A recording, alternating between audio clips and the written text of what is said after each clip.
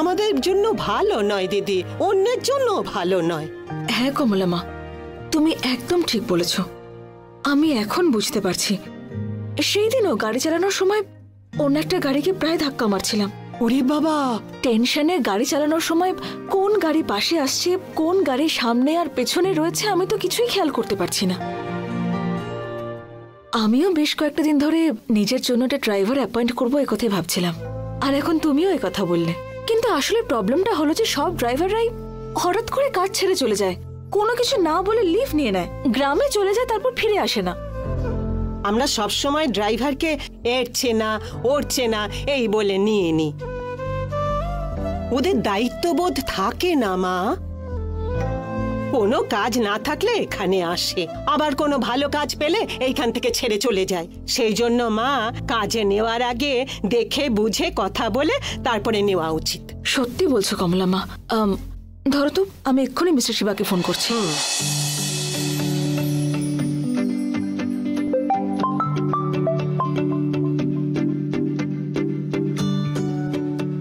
Hello mister Shiva. হ্যাঁ নমস্কার madam. নমস্কার মিস্টার শিবা, আমার নিজের জন্য একজন ড্রাইভারের প্রয়োজন আর্জেন্টলি। অ্যারেঞ্জ করে দেবো ম্যাডাম। আমিও আপনাকে 2-3 বার বলেছি ম্যাডাম যে আপনার সেলফ ড্রাইভিং সেফ নয়। হ্যাঁ মিস্টার শিবা, ইনফ্যাক্ট আমি আর কমলামা এই বিষয় নিয়ে আলোচনা করছিলাম। এদিক ওদিক কিছু হয়ে যাওয়ার চেয়ে আমি বরং নিজের জন্য একজন ড্রাইভার অ্যাপয়েন্ট করে নিই, সেটাই ভালো হবে। আর সেলফ ড্রাইভ করা আমার পক্ষেও খুব একটা সেফ নয়। বাট এমন ড্রাইভার অ্যাপয়েন্ট করতে হবে যে সহজে ছেড়ে যাবে না। ওকে একদম একজন এমপ্লয়ির মতো ট্রিট করতে হবে। ঠিক যেভাবে আমরা অফিসে ইন্টারভিউ নিয়ে তারপর অ্যাপয়েন্ট করি, ঠিক সেইভাবে ড্রাইভারকেও ইন্টারভিউ নিয়ে অ্যাপয়েন্ট করতে হবে। ওরও পিএফ, ইএসআই এইসব কাটা হবে, ওকে বলে দেবেন। একদম অফিস এমপ্লয়ের মতোই ওকে ট্রিট করা হবে। ওকে ম্যাডাম, আমি আজকেই সোশ্যাল মিডিয়া নিউজ পেপারে অ্যাড দেব। ইন্টারভিউতে আসা লোকেদের আমি নিজে ইন্টারভিউ নিয়ে সিলেক্ট করব। Thanks mister Shiva. Okay madam, আমি 15 মিনিটের মধ্যে ওখানে আসছি। ওকে ওকে, আপনিও কিন্তু সাবধানে চালিয়ে আসবেন, না হলে দেখা গেল আপনার টু হুইলারের জন্য একজন ড্রাইভার অ্যাপয়েন্ট করতে হচ্ছে। ঠিক আছে ম্যাডাম, আস্তেই ড্রাইভ করব। Okay mister Shiba.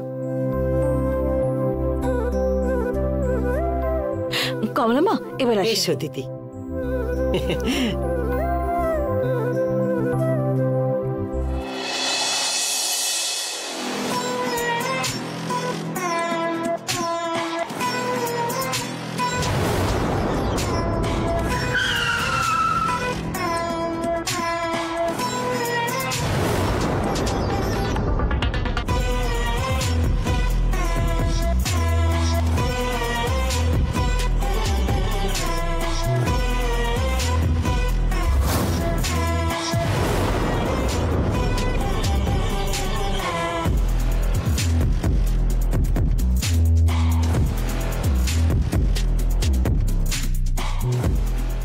কিরে বিজয়, আজকাল তো ফোনই করিস না। বেশ করি, আপনার সাথে কাজ করে আমার মান সম্মান আর কিছুই থাকলো না। শিবানী ম্যাডাম আমাকে বিজনেস স্টার্ট করে দেবে বলেছিল। আমি আপনার জন্য অনেক ঠকেছি, আমার ভবিষ্যৎটা পুরো নষ্ট হয়ে গেল। আমার দিদি ওদের বাড়িতে কাজ করে, আমি যখন ক্ষমা চাইতে গিয়েছিলাম তখনও আমাকে অনেক অপমান করে। তোকে নিজের ভাই বলতে লজ্জা করে, এইসবই বলেছে আমাকে। আপনার সঙ্গে সঙ্গে আমার বউয়ের কথা শুনে আমার মান সম্মান পুরো ডুবে গেল। আরে ওসব ছাড়, টাকা কামালে ওই যারা ছি থু বলছে না, তারাই কাল হাই হ্যালো বলতে আসবে। আমি অন্য একটা কারণে এসেছি। একটা পার্টিকে ডেলিভারি করার আছে, এই কাজটা তোকেই করতে হবে।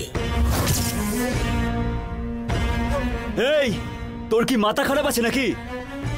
মাথায় একটুও বুদ্ধি নেই? এতক্ষণ ধরে কি আমি তোকে গল্প বলছিলাম?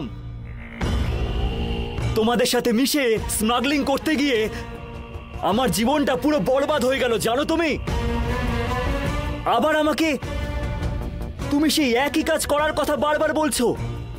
আরে বাবা, তোকে ফ্রিতে করাবো না আমি। তুই যত টাকা পাবি সেটা তুই কোনোদিনও স্বপ্নেও ভাবিসনি। হ্যাঁ, 1 কোটি টাকা দিলেও আমি এই কাজ আর কখনোই করব না।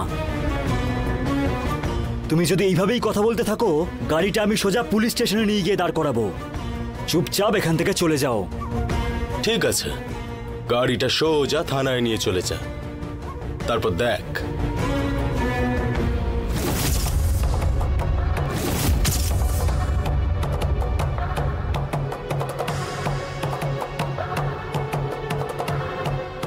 দেখ, পাউডার হাতে নিয়ে তোর ছবি।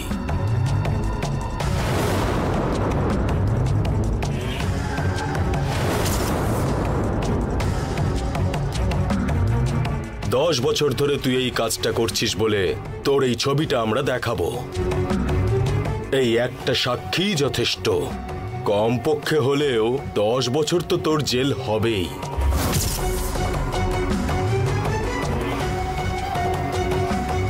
এবার তুই যদি নিজে আমাকে থানায় নিয়ে যেতে চাস তাহলে চল। তুই যদি পাউডার ডেলিভারি না করিস তাহলে আমি নিজে থানায় যাব আর তারপর গিয়ে তোর এই ছবিটা দেখিয়ে দেব।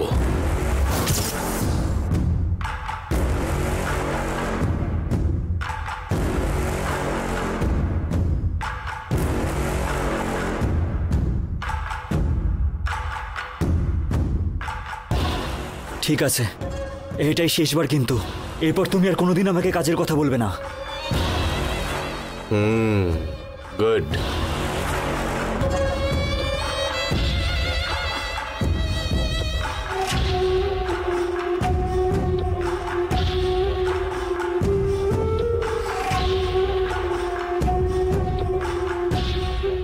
এই নে, এটা আগে ডেলিভারি কর তুই, তারপর চিন্তা করব।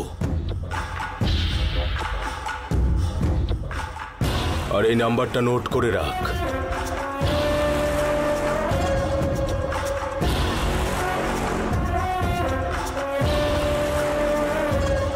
লোকেশন পাঠাচ্ছি তোকে, ওখানে পৌঁছে এই নাম্বারে কল করবি। পার্টি এসে প্যাকেজ পিক করে নেবে।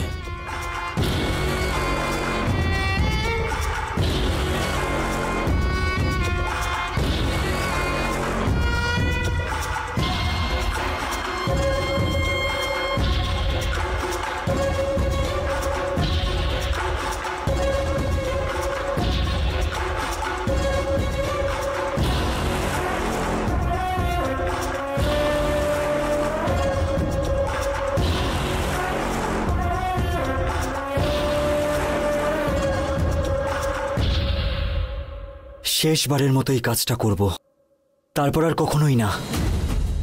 ভালো মানুষ হয়ে আমি বাঁচতে চাই। আশীর্বাদ করো আমাকে, আমাকে এই ফাঁদ থেকে বের করো মা। এইটা ডেলিভারি করতে যাওয়ার সময় পুলিশ যেন আমাকে কোনোভাবে না ধরে, আমাকে রক্ষা করো মা। বউয়ের কথা শুনে অনেক ভুল করেছি, তার বদলে আমাকে ভালো হওয়ার একটা সুযোগ দাও মা।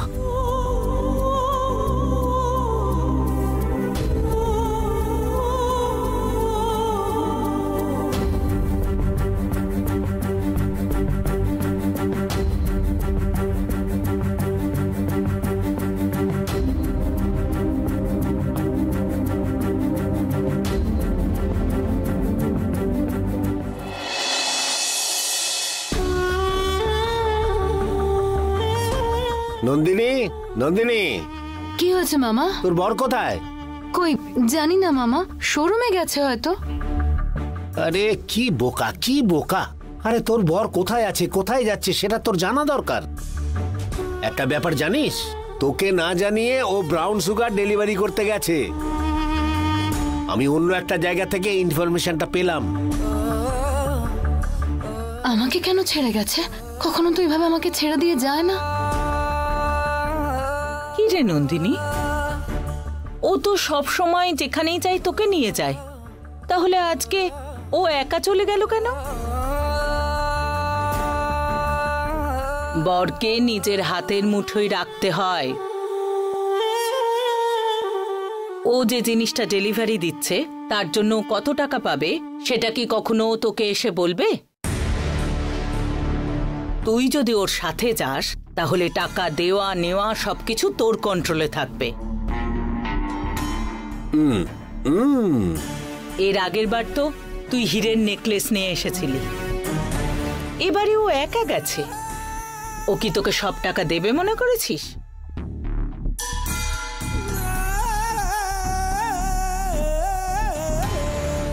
আগেও বলেই দিয়েছিল এসব কাজও করবে না। শিবানীর গাড়িতে ব্রাউন সুগার ডেলিভারি করতে গিয়ে ও পুলিশের হাতে ধরাও পড়ে গেছিল। পুলিশ গিয়ে যতক্ষণে শিবানীকে ডেকে নিয়ে আসে ততক্ষণে ওখান থেকে ব্রাউন সুগার উধাও হয়ে যায় এবং শাড়ি চলে আসে। সেই জন্যই তো ওকে আর জেলে যেতে হলো না, শুধু শিবানীর কাছে ওর নামটা খারাপ হয়ে গেল। শিবানীর বাড়িতে যখন ও ক্ষমা চাইতে গেছিল তখন ওর দিদি ওকে ধাক্কা মেরে বাড়ি থেকে বার করে দেয়। সেই ঘটনার পর কোটি টাকা দিলেও এই ধরনের কাজ আর করবে না আমাকে বলে দিয়েছিল, কিন্তু আজ ও এই ধরনের কাজ করতে রাজি হলো কি করে? এই জন্যই তো বলছি অনেক টাকা পাবে, সেই জন্য হয়তো ও একা একাই চলে গেছে, তোকে বোকার মতো বাড়িতে বসিয়ে রেখেছে। তোর সঙ্গে ও কাজ করবে না বলেই যে একা একা এইসব কাজগুলো করছে। দেখবি 1-2 হাজার টাকা তোর হাতে দিয়ে ও লাখ লাখ টাকা নিজের হাতে রাখছে, আর আমরা চুপচাপ বসে দেখছি। শোন মা, এখনই ওকে টাইট করতে হবে, আর যদি এইভাবেই চলে তারপরে আর কন্ট্রোল করা যাবে না।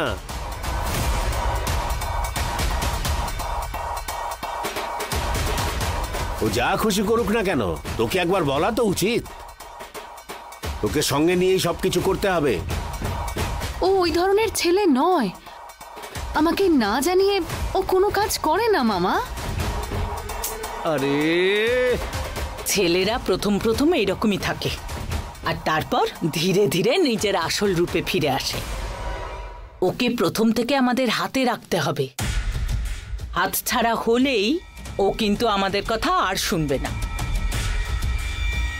একটা কন্ডিশন রাখ, ও কোথাও গেলে তোকে বলে যেতে হবে, আর কোনো কিছু যদি করে সেটা তোকে বলেই তারপর করতে হবে। একবার আসুক ও আজ বাড়িতে, ওর কপালে দুঃখ আছে। এত সাহস ওর যে আমাকে না বলে চলে গেল। স্মাগলিং করবে না বলে এখন আমাকেই ছেড়ে দিয়ে স্মাগলিং করতে চলে গেছে। রাগ রাগ দেখা নন্দিনী, তাহলেই ছেলেরা হাতে থাকে।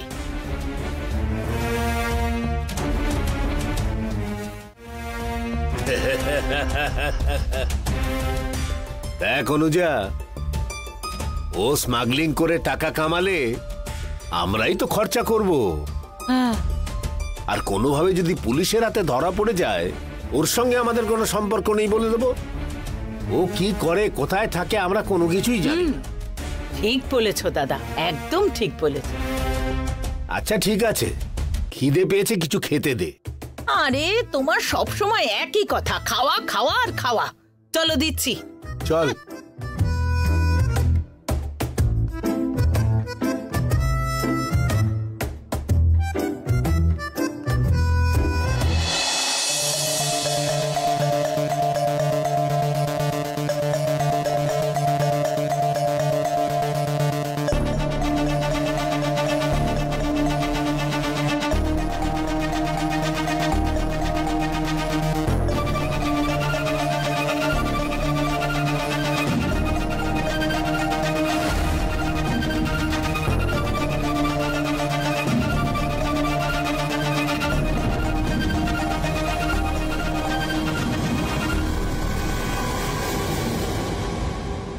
ওহ শিট, পুলিশ এখানে।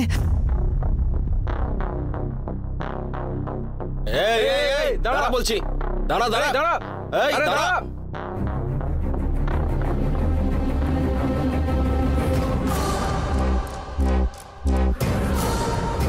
এই আমাদেরকে দেখে গাড়ি পিছিয়ে নিয়ে যাচ্ছিস কেন? বাইরে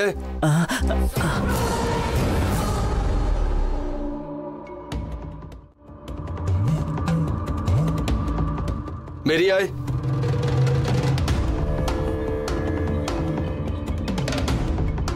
আমাদেরকে দেখে পালাচ্ছিলি কেন? হ্যাঁ না স্যার, ভুল করে গলিতে ঢুকে পড়েছি, সেই জন্যই ফেরত যাচ্ছিলাম স্যার। কেন? এত ঘাবড়ানোর কি আছে? আরে আমি কোথায় ঘাবড়ালাম স্যার? গাড়িতে কি রয়েছে কি? হ্যাঁ, কিছুই নেই স্যার। সাইডে আয়। স্যার এই শর্ত। আরে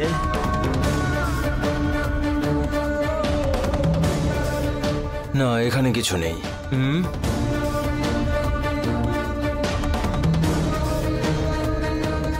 এখানেও তো কিছু নেই দেখছি। দেখি এখানটায়।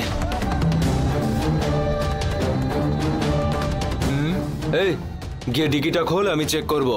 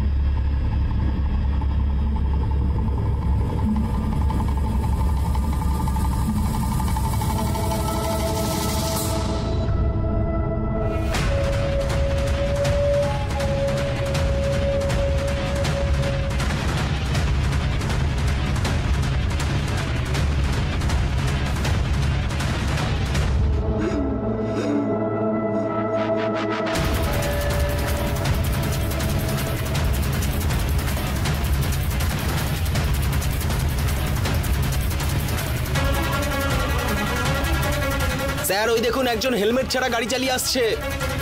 হ্যাঁ, এই গিয়ে ওকে ধরুন। ঠিক আছে স্যার।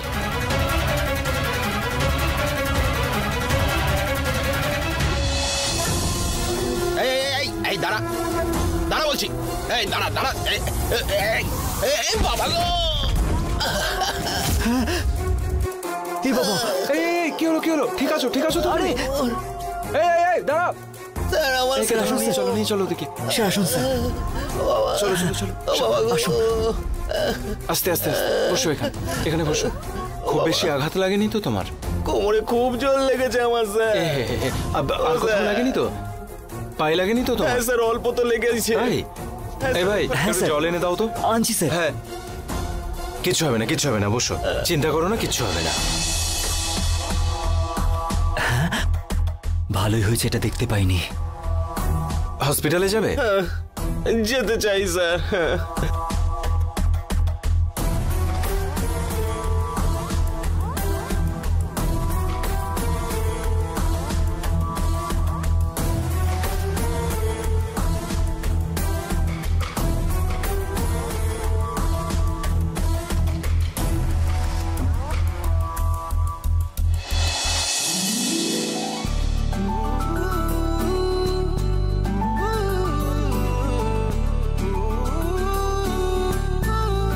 হ্যালো।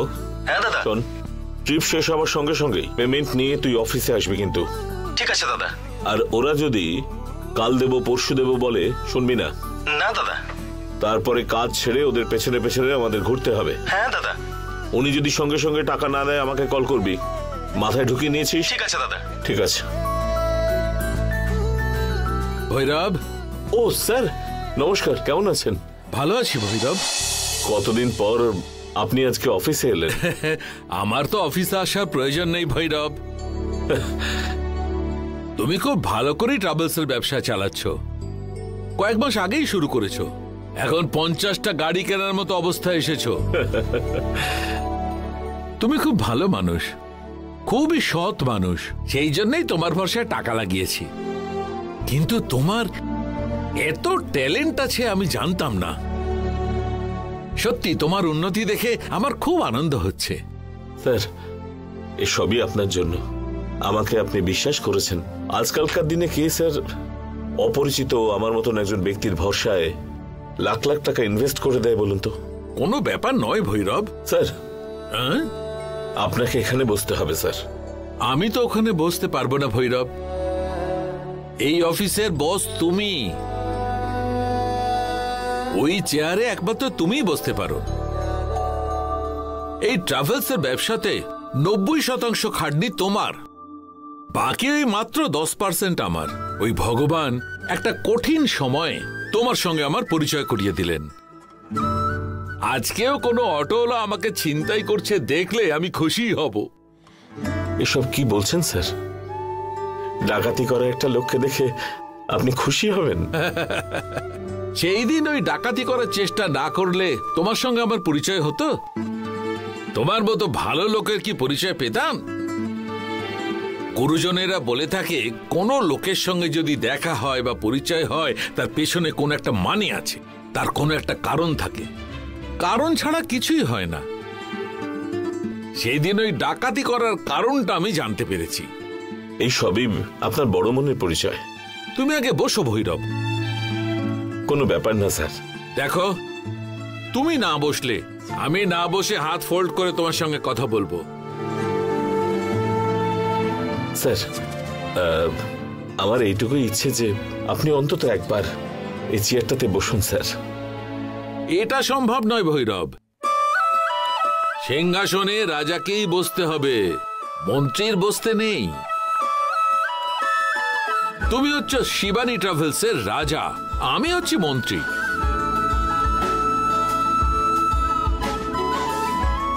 বসো তুমি, বসো।